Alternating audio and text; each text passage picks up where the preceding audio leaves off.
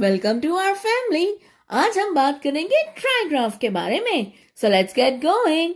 अगर आप डायग्राफ से आशना हैं तो ट्राइग्राफ को समझना आपके लिए और भी आसान हो जाएगा। ये भी डायग्राफ की तरह दो अल्फाज पर मुश्तमिल है।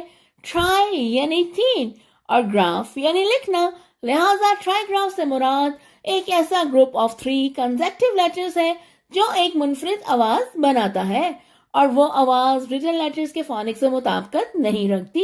ये एक टीम है और इस टीम वर्क का नतीजा एक मुनफरिद आवाज की सूरत में सामने आता है।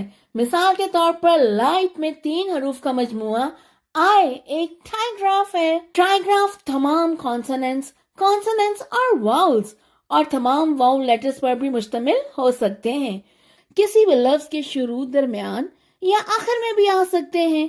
कुछ कॉमन ट्राइग्राफ की मिसालों में आई, च, यू और एयर शामिल है। चले इनका जायजा लेते हैं। आई, हाई, च, match, air, fair, you, beauty.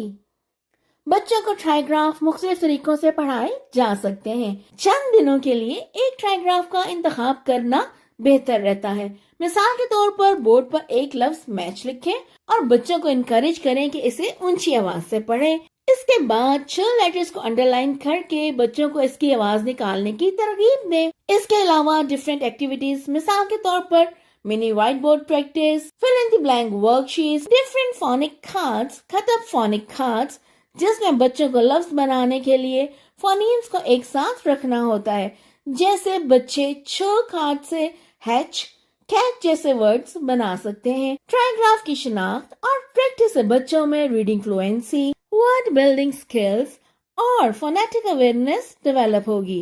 इस नॉलेज के चिराग से चिराग रोशन करने के लिए इस वीडियो को शेयर और चैनल को सब्सक्राइब कीजिए। Happy learning. Thank you.